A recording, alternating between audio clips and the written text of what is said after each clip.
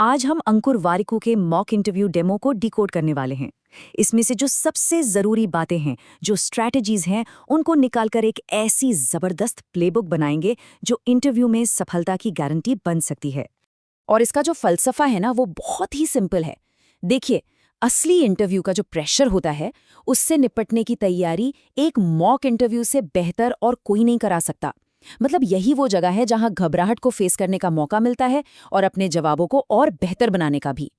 तो इंटरव्यू में क्या कहना है उस पर तो हम आएंगे ही, लेकिन उससे पहले चलिए इस बात से शुरू करते हैं कि तैयारी आखिर करनी कैसे है। मॉक इंटरव्यू का मकसद ही यही है कि असली इंटरव्यू वाला माहौल और प्रेशर बनाया जा सके, ताकि असल इंटरव्यू से पहले ही उसे हैंडल करना सीखा जा सके। सोचिए, जब किसी दोस्त या परिवार के साथ प्रैक्टिस करते हैं तो एक सेफ जोन में उस डर, उस घबराहट की आदत सी हो जाती है। और इससे होता क्या है, आत्मविश्वास के लिए एक तरह की मसल मेमोरी बन जाती है ना? कमाल की बात। देखिए, एक जबरदस्त इंटरव्यू परफॉर्मेंस की तैयारी उस कमरे में घुसने से बहुत बहुत पहले शुरू हो जाती है। ये एक इमारत की तरह है जिसकी नींव ठोस रिसर्च पर टिकी होती है। यहाँ वारिको एक 3 पॉइंट रिसर्च अप्रोच की बात करते हैं। पहला, कंपनी को अच्छे से समझना, उसके फाइनेंशियल्स, उसकी वैल्यूज क्या हैं। दूसरा, जिस रोल के लिए जा रहे हैं उसकी हर छोटी बड़ी बात को जानना। और तीसरा, जो इंटरव्यू लेने वाला है उसके प्रोफेशनल बैकग्राउंड के बारे में भी थोड़ी रिसर्च कर लेना। ओके, तो अब बात करते हैं इंटरव्यू के सबसे जरूरी हिस्से की, वो सवाल और उनके जवाब देने के पीछे की स्ट्रैटेजी। चलिए इसको डीप डाइव करते हैं। हाँ, तो ये सवाल तो आता ही है, अपने बारे में कुछ बताइए। यहाँ मकसद अपनी पूरी हिस्ट्री बताना नहीं है, नहीं, बिल्कुल नहीं। मकसद है एक दिलचस्प कहानी सुनाना। यहाँ पे जो स्ट्रैटेजी है वो है, रेज्यूमे में जो लिखा है उसे दोहराना नहीं, बल्कि कुछ ऐसा बताना जो उन्होंने पहले न पढ़ा हो। रेज्यूमे के पीछे की कहानी शेयर करनी है, मतलब अपना सफ़र, करियर में आए मोड़ और ये सब कुछ इस जॉब के लिए क्यों ज़रूरी है, ये कनेक्ट करना है। अब आता ये सवाल, आप यहाँ क्यों काम करना चाहते हैं। ये सवाल सीधा सीधा आपकी रिसर्च और आपके असली मोटिवेशन का टेस्ट है। एक पावरफुल जवाब में कुछ चीजें होनी चाहिए। पहली, अपने एक्सपीरियंस लेवल को लेकर पूरी ईमानदारी। दूसरी, अपनी ग्रोथ की ज़रूरतों को कंपनी की ताकत से जोड़ना।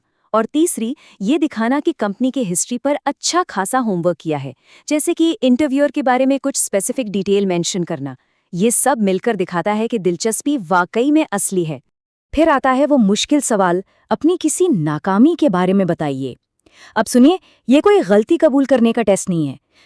ये दिखाने का मौका है कि आप में सेल्फ अवेयरनेस है और सबसे ज़रूरी, सीखने की काबिलियत है। जैसे वारिकू ने अपनी पीएचडी छोड़ने के फैसले को एक असफलता की तरह पेश किया, लेकिन उससे मिले सबक पर फोकस किया।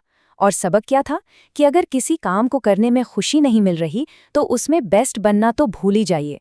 मतलब एक्सीलेंस के लिए पैशन सबसे पहली शर्त है।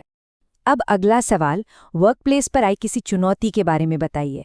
यहाँ एक असली कहानी सुनाने का मौका मिलता है, एक ऐसी कहानी जो प्रेशर में आपका कैरेक्टर और प्रॉब्लम सॉल्व करने का तरीका दोनों को सामने लाए। वारिको एक बहुत पावरफुल बात शेयर करते हैं जो उनके मैनेजर ने कही थी। अच्छे लोगों को अच्छे होने की कीमत बुरे लोगों को बुरा होने की कीमत से कहीं ज्यादा चुकानी पड़ती है। ये बात उन्हें तब समझ आई जब वो काम के बोझ से परेशान थे। मतलब ज्यादा काम मिलना इस बात का सबूत है कि आप पर भरोसा किया जा रहा है और आप असरदार हैं। और फिर आता है सबका फेवरेट सवाल, आपकी कमजोरी क्या है। यहाँ ट्रिक ये है कि एक असली कमजोरी बतानी है, लेकिन वो ऐसी होनी चाहिए जो कहीं ना कहीं एक पॉजिटिव क्वालिटी भी दिखाए, और साथ ही ये भी बताना है कि उस पर काम चल रहा है। जैसे, मैं कभी-कभी इतना डिटेल में चला जाता हूँ कि फैसला लेने में देरी हो जाती है। अब देखिए, ये एक कमजोरी है, लेकिन ये क्या दिखाती है? ये दिखाती है कि आप हर चीज को गहराई से देखते हैं, डेटा के आधार पर फैसले लेते हैं। तो ये अप्रोच काम करती है, क्योंकि ये कमजोरी को एक ताकत का दूसरा साइड दिखाती है और ये भी मानती है कि हाँ, इसमें सुधार की गुंजाइश है। अब आते हैं इंटरव्यू के आखिरी हिस्से पर। ये वो मौका है जहां आप बाकियों से अलग दिख सकते हैं, एक ऐसी छाप छोड़ सकते हैं जो इंटरव्यू खत्म होने के बाद भी याद रहे। जब वो पूछें, क्या आपका कोई सवाल है, तो जवाब हमेशा और हमेशा हाँ होना चाहिए। लेकिन सिर्फ सवाल पूछना काफी नहीं है। सवाल की क्वालिटी, वो है जो असल में गेम बदल देती है। एक कमज़ोर सवाल है, कंपनी का कल्चर कैसा है? ये ठीक है, पर कुछ खास नहीं। लेकिन एक मजबूत सवाल क्या होगा? आज से 1 साल बाद इस रोल में किसी के लिए सफलता कैसी दिखेगी? ये सवाल दिखाता है कि आप पहले दिन से ही एक कामयाब टीम मेंबर की तरह सोच रहे हैं। आपका फोकस रिजल्ट पर है। और एक शानदार फॉलोअप सवाल हो सकता है, ऐसी कौन सी एक चीज होगी जो अगर मैंने अगले 1 साल में की तो आपको बहुत निराशा होगी? वाह, ये सवाल इतना पावरफुल इसलिए है क्योंकि ये दिखाता है कि आप सिर्फ सफल होने के बारे में नहीं सोच रहे, बल्कि उन गलतियों से बचने के बारे में भी सोच रहे हैं जो शायद दूसरे कर सकते हैं। तो अब तक हमने जितनी भी स्ट्रैटेजी की बात की वो सब असल में 4 पिलर्स पर, 4 स्तंभों पर टिकी हैं। तो ये हैं वो 4 स्तंभ। देखिए, कॉन्फिडेंस मतलब जो कह रहे हैं वो जानते हैं, क्लैरिटी मतलब जो कह रहे हैं उसे समझते हैं, और कन्विक्शन मतलब जो कह रहे हैं उस पर यकीन करते हैं। लेकिन इन तीनों की नींव क्या है? वो है चौथा स्तंभ, रिसर्च। गहरी रिसर्च के बिना न तो कॉन्फिडेंस आएगा, न क्लैरिटी और न ही कन्विक्शन। जब ये चारों चीजें एक साथ आ जाती हैं तो कोई भी बिहेवियरल इंटरव्यू क्रैक किया जा सकता है।